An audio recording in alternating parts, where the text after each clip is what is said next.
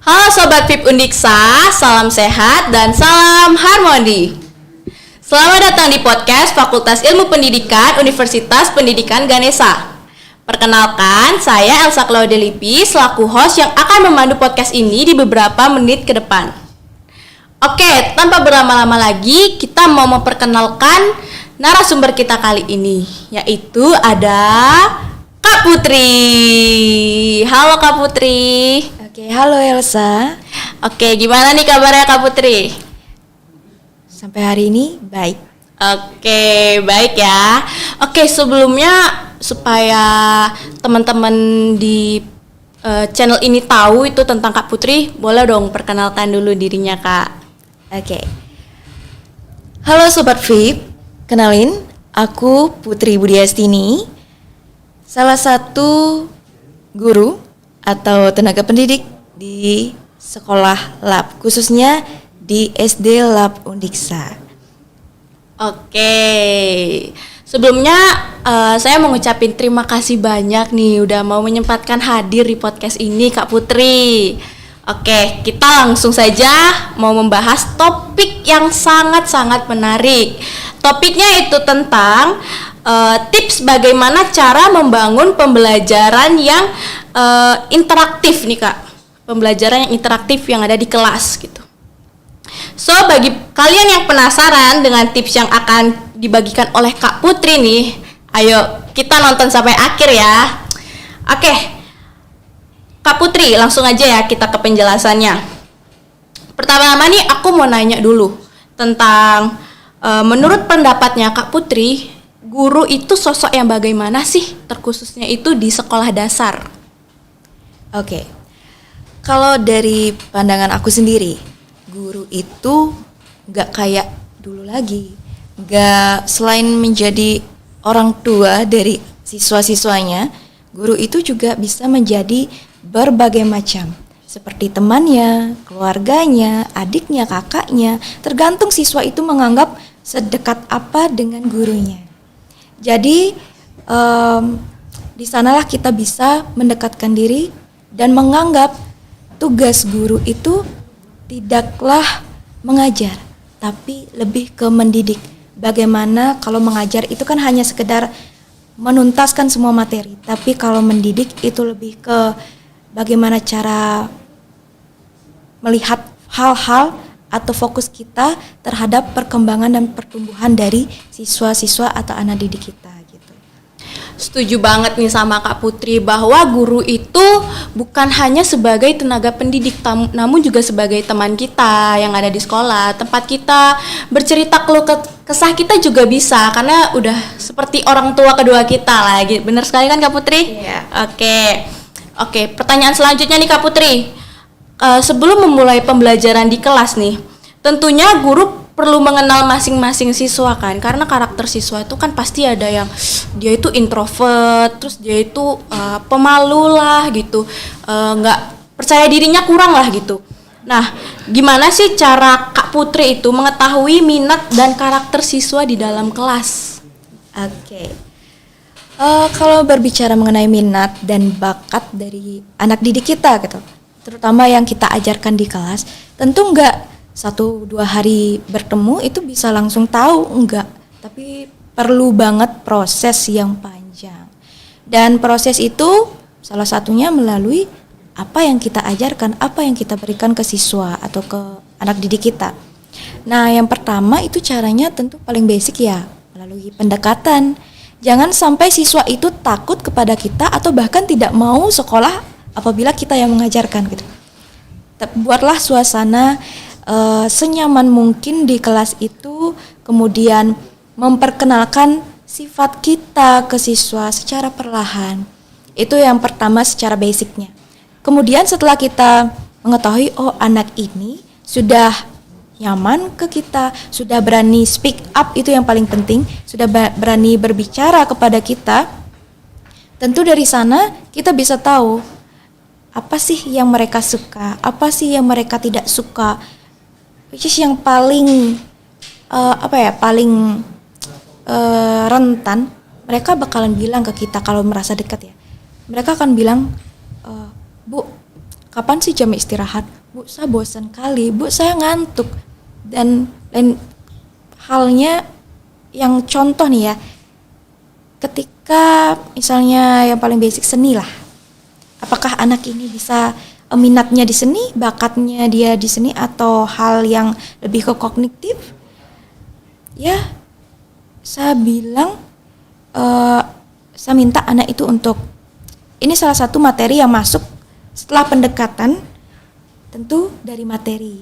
Nah, materi itu kita bisa lihat minatnya, bagaimana sih interaksi, responnya dia terhadap apa yang diberikan oleh guru. Misalnya contoh seni. Saya minta silakan tuangkan apa yang ada di pikiran Anda. Apa perasaan kamu gitu. What are you feeling? Tema hari ini seninya tentang feeling ya. Mereka yang memiliki minat lebih ke seninya lebih besar daripada kognitif pasti akan wah gampang, senang. Tapi yang enggak, dia akan cemberut, sedih, takut dan banyak hal. Dia bilang tidak bisa Bu, tidak bisa. Padahal di sisi lain dia anak yang pintar. Dia bisa menjawab soal matematika, soal IPA. Tapi kenapa di sana beda? Nah, di sanalah peran seorang guru tidak boleh memaksakan.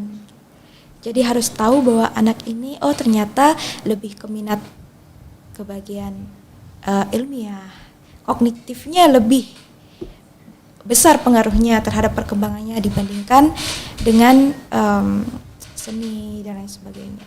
Gitu. Setelah pendekatan masuklah materi, kemudian metode-metode pengajaran itu sih. Oke, berarti awalnya tuh kita perlu melakukan pendekatan dulu sehingga anak itu merasa nyaman gitu kan. Nah, kita juga perlu tahu gitu kegemaran anak itu dan tidak boleh memaksakan karena kalau kita paksakan potensi anak itu bakal nggak maksimal gitu ya Kak ya. Iya. Oke, kita lanjut aja ke pertanyaan kedua ya. Pertanyaan kedua, apa saja metode pembelajaran yang dapat meningkatkan interaksi siswa di kelas sehingga pembelajaran lebih interaktif lagi? Oke. Kalau metode itu kan lanjutan setelah kita melakukan pendekatan ya. Ya.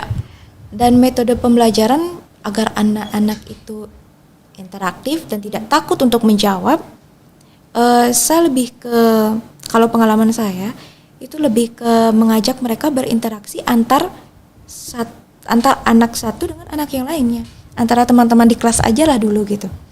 Kemudian setelah itu guru harus sadar banget kalau siswa yang diajarkan itu memiliki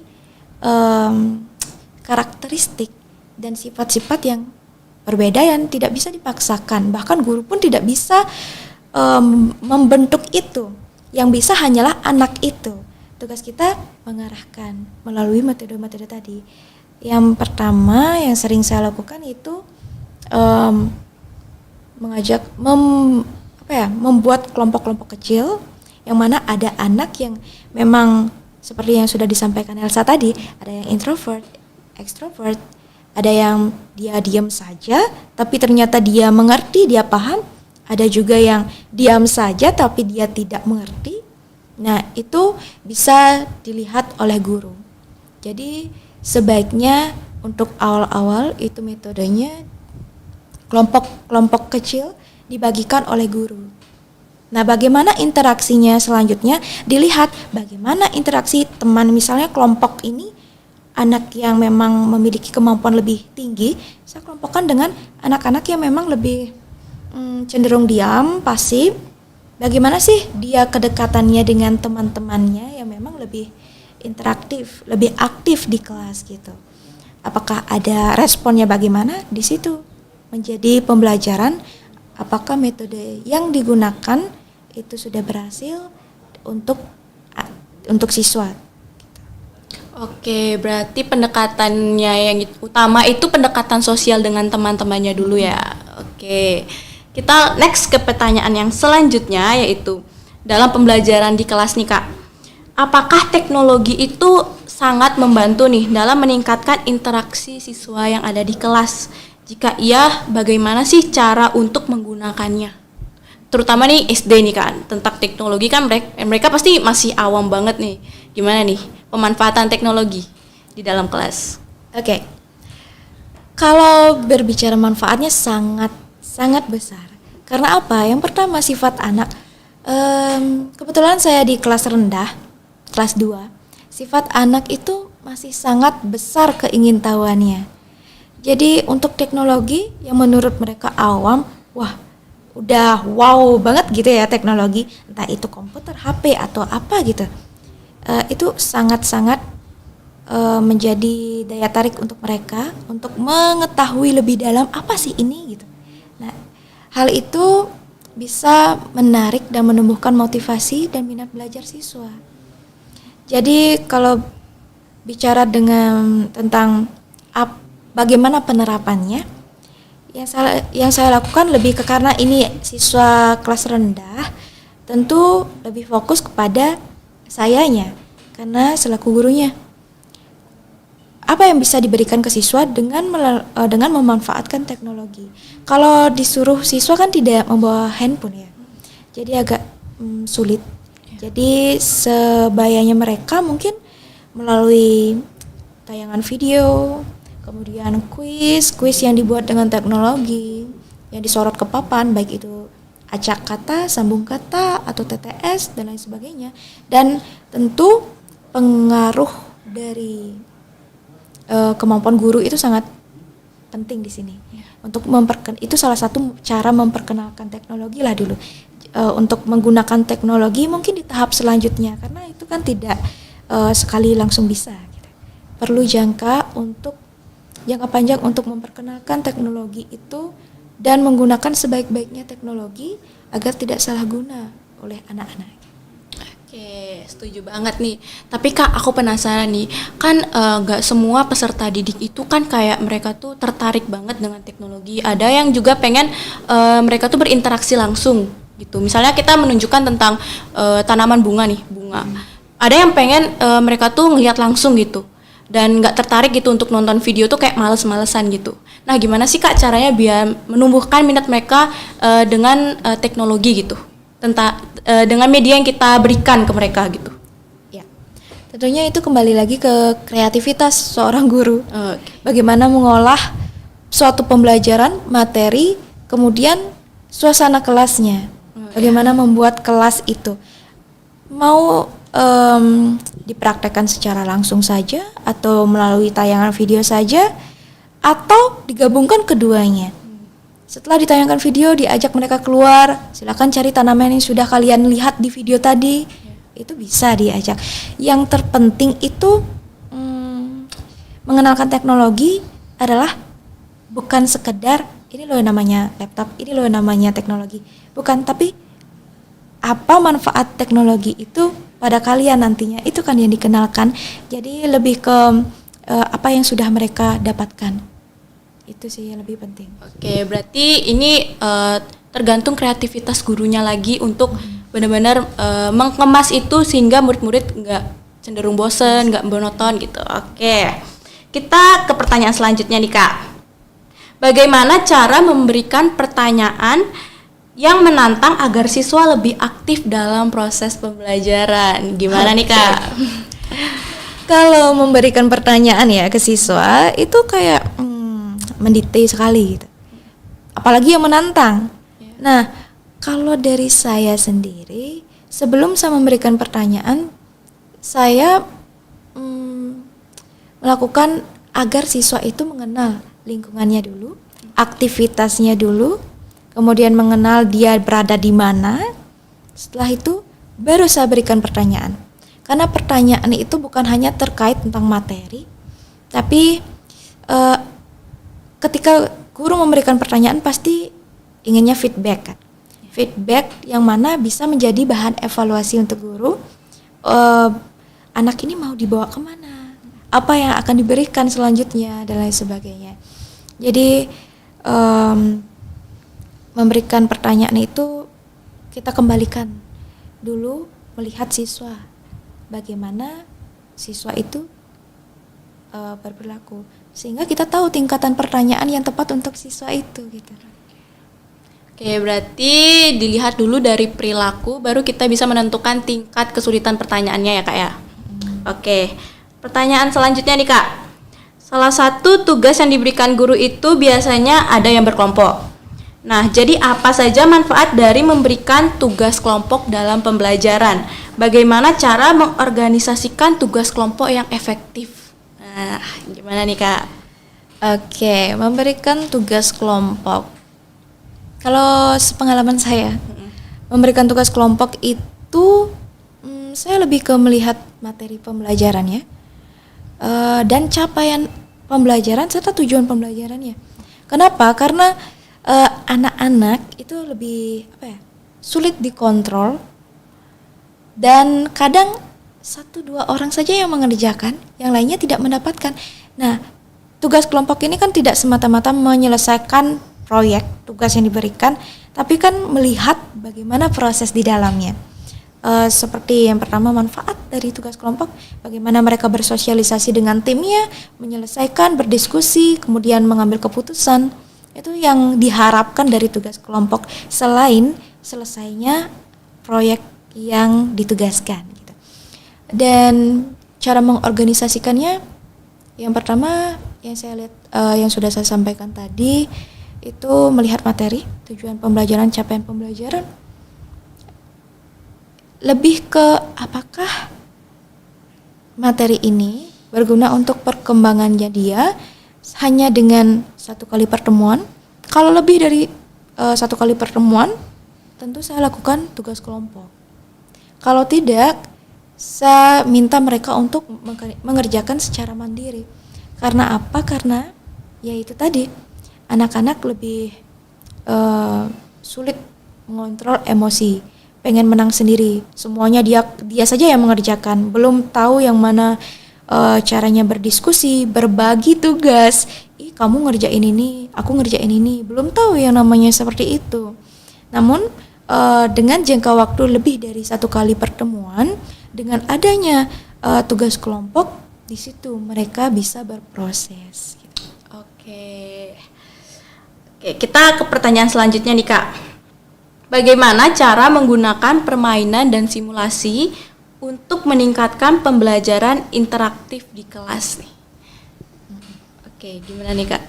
Oke, permainan dan simulasi. Biasanya anak-anak suka yang kayak ini ya. Permainan dan simulasi, caranya sih kalau dari saya itu pernah kita buat secret, kita buat rahasia. Anak-anak lebih suka main rahasia-rahasian dan hal yang tidak wajar mereka lihat, hal yang tidak sering mereka lihat, sehingga menimbulkan rasa ingin tahu mereka yang lebih besar gitu.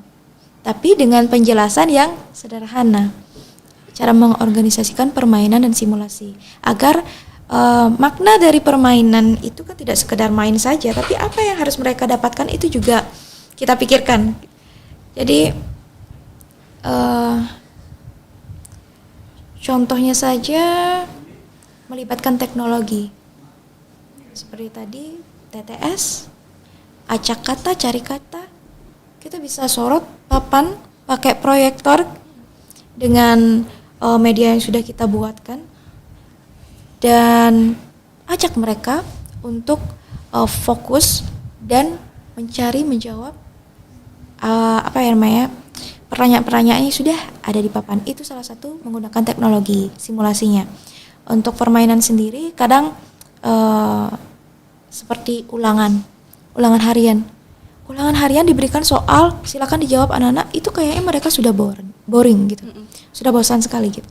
Jadi untuk menghindari bagaimana caranya mencontek dan untuk meningkatkan mereka ingin belajar karena rasa ingin tahu, saya pernah membuat menjadi rahasia.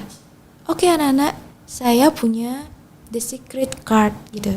Jadi melewati permainan ini, season 1, season 2, season 3, permainan-permainan yang memang mengasah kognitif dan juga tidak lupa mengasah afektifnya juga, keterampilan mereka juga seperti itu. Jadi penilaiannya tidak bersifat kaku. Jadi bisa diterapkan sebagai metode ajar juga. Oke, dari kan kakak sudah menerapkan nih, contohnya tadi kan The Secret itu kan.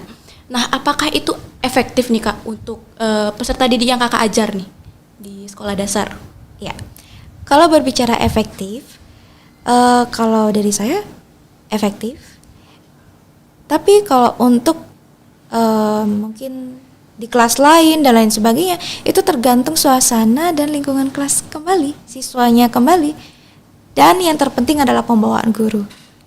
Kalau gurunya juga masih ragu-ragu, kurang persiapan, maka siswanya juga akan tidak mengerti apa yang dimaksud dengan permainan ini. Merasa kembali lagi bosan siswanya dengan permainan itu karena tidak mengerti itu. Oke, kita next nih ke pertanyaan yang selanjutnya, yaitu bagaimana cara mengembangkan rencana jangka panjang untuk meningkatkan pembelajaran interaktif di kelas secara berkelanjutan nih. Gimana nih kak? Oke, kalau berbicara jangka panjangnya ya, kita pasti melihat harus siap dengan perubahan. Kurikulum, materi, kadang siswanya juga berubah-berubah kan. Siswa kelas yang saya ajarkan sekarang akan naik kelas, saya mendapatkan siswa baru, bagaimana pendekatan lagi. Kemudian mengajak pengenalan lingkungan kelas lagi kan seperti itu. Jadi kalau jangka panjangnya lebih ke arah fokus mengajarnya kepada siswa segalanya gitu. Kita tidak bisa memaksakan atau bersifat kaku lagi sebagai guru karena karakteristik siswa seiring perkembangan zaman itu sudah berubah sekali. Jadi kita harus siap dengan perubahan-perubahan yang terjadi gitu.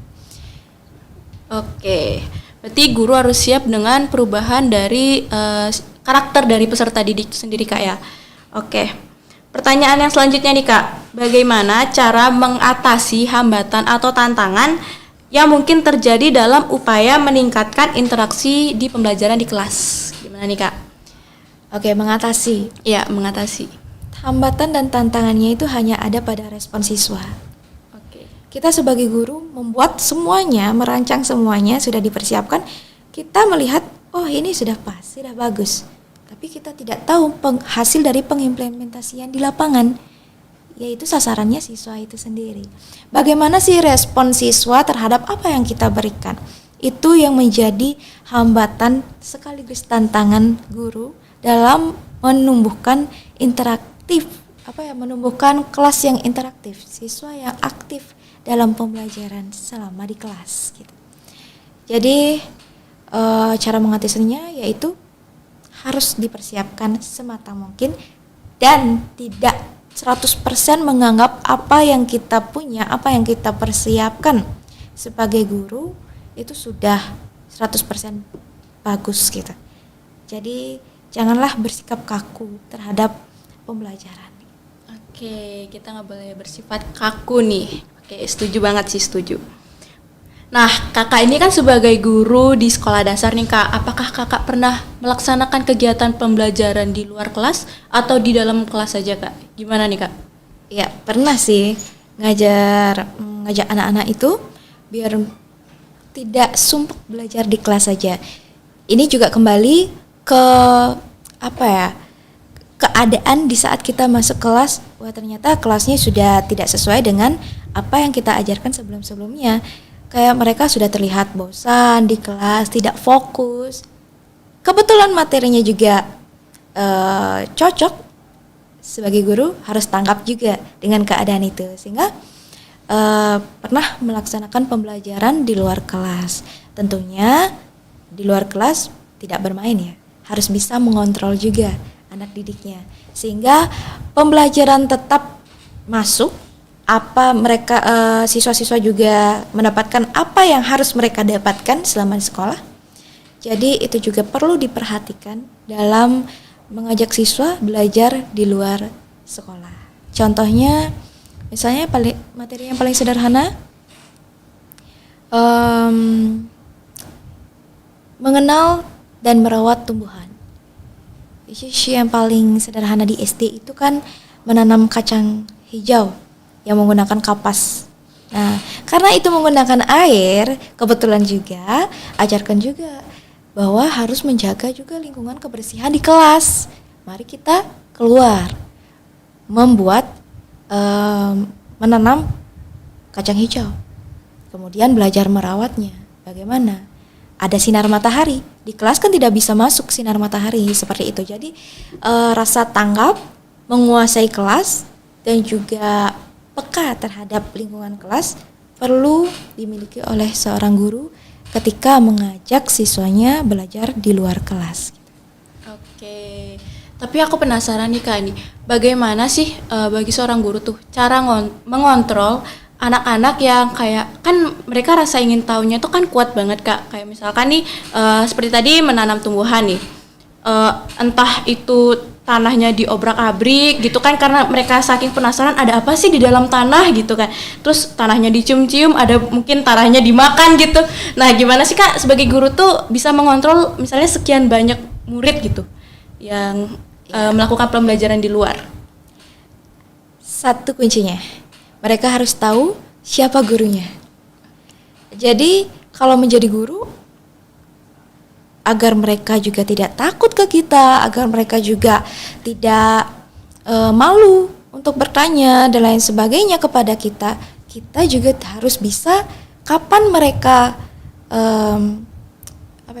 mengenalkan mereka ada di sini harus bersikap apa, dan kapan mereka harus waktunya belajar, kapan mereka harus waktunya bermain, bercanda. Dan hal ini boleh, hal ini tidak boleh. Itu yang harus dimiliki oleh guru. Dengan cara guru itu ya tidak menghilangkan juga jiwa, tidak menghilangkan juga kepribadian dan jati diri seorang guru gitu. Dengan salah satu contohnya ya bersikap tegas gitu kepada anak-anak, tapi tegasnya tidak memarahi, tapi agar mereka mengetahui kalau ibu guru memberitahu itu salah, itu tidak boleh dilakukan saat ini gitu. Jadi itu sih perlu. Oke, berarti intinya tuh kita bisa memberi teguran secara halus gitu ya Kak ya. Oke, kita ke pertanyaan yang terakhir nih Kak, yaitu bagaimana cara mengevaluasi efektivitas dari interaksi dan pembelajaran yang terjadi di kelas. Cara kita mengevaluasinya gimana nih Kak? Oke, kalau dari kita mengevaluasi apakah sudah efektif atau belum, itu hanya ada 2 cara. Tidak menyerah dan terus belajar. Hanya itu. Kenapa? Karena ya itu tadi, seperti tantangan dan hambatan yang kita temui, respon siswa yang berbeda-beda. Kadang kelas yang interaktif atau kita menginginkan kelas itu setiap hari aktif kan. Tapi kondisi itu tidak sama, tidak konsisten atau tidak konstan. Antara kondisi hari pertama dengan hari selanjutnya itu sangat berbeda. Jadi sebagai guru, cara mengatasinya tidak menyerah dan terus belajar. Jadi kalau terus belajar, mau menerima masukan, tidak kalah sama kondisi, maka akan ada inovasi-inovasi baru yang akan mendukung proses-proses menumbuhkan kelas yang aktif. Oke, setuju banget, menerima masukan itu paling setuju sih Kak, karena kan masukan itu penting dari perspektif orang sekitar gitu kan. Nah, kira-kira Kakak ada pesan gak sih buat Sobat VIP nih yang nantinya bercita-cita ingin menjadi seorang guru? Nah, ada pesan ya Kak? Oke, untuk Sobat VIP yang Fakultas Ilmu Pendidikan, kebanyakan menjadi cita-citanya menjadi guru gitu ya. Jadi kalau dari saya sendiri, saya juga alumni dari Fakultas Ilmu Pendidikan juga, pernah mengenyam pendidikan yang sama dengan kalian. Tentu pesan saya, jangan pernah takut menjadi guru, dan juga jangan pernah meremehkan menjadi guru, karena gampang-gampang susah. Apa yang kalian dapatkan selama kuliah, fokuslah, dan itu akan sangat berguna, tidak hanya pada materi pembelajaran saja, tapi cara menyelesaikan permasalahan-permasalahan yang kalian temukan nanti. Jadi, fokuslah belajar selama di perkuliahan, carilah relasi sebanyak mungkin, belajar bersosialisasi dan belajar speak up atau public speaking karena itu sangat penting, dan paling penting adalah kenali diri kalian. Apakah kalian sudah siap untuk berbagi ilmu kepada anak didik kalian? Baik itu jenjang SD, SMP, SMA, atau bahkan menjadi dosen kan, mengajarkan anak-anak kuliahan. Jadi percaya diri kepada kalian dan fokus terhadap apa yang kalian kerjakan sekarang. Wah, pesan yang sangat luar biasa banget bagi kita yang nantinya ingin menjadi seorang guru, dan ini tentunya akan menjadi penutup podcast kita kali ini. Wah, luar biasa sekali nih. Tadi bahasan kita yang menarik dan bermanfaat untuk kita tentang tips bagaimana membangun pembelajaran di kelas agar lebih interaktif lagi. Semoga bahasan tadi bermanfaat untuk kita semua, terutama Sobat VIP yang ada dan menonton di channel ini yang mungkin nantinya ingin menjadi seorang guru gitu ya. Terima kasih saya ucapkan kepada Kak Putri yang sudah memberikan waktunya sebagai narasumber kita kali ini. Jadi sekian dari podcast kita kali ini. Saya mengucapkan terima kasih dan salam harmoni. Sampai jumpa.